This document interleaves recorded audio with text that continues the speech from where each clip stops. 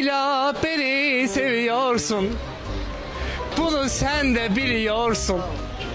Niye beni aramıyorsun ha? Hansı söz danışmaq istəyirsən?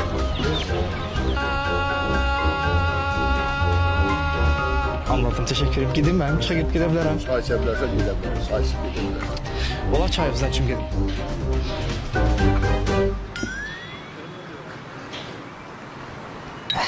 Sağ olun ben. Bibi kime değil yani? Bibi anamızın bası. Bibi kime değil yani? Anamızın bası. Bibi kime değil dayım? Bibi nenemizin bacısına. Bibi kime değil? Anamızın bacısına. Bibi kime değil Deniz?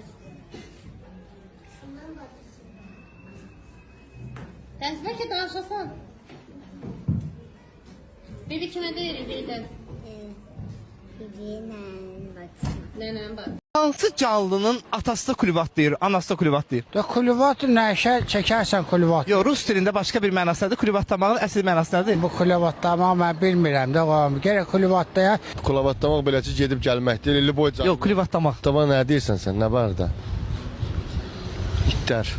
O blatno sözdür. Kulübatlamaq nədir? Rus dilisiz? Dənləmək, qartal. Qartal kimi kişi.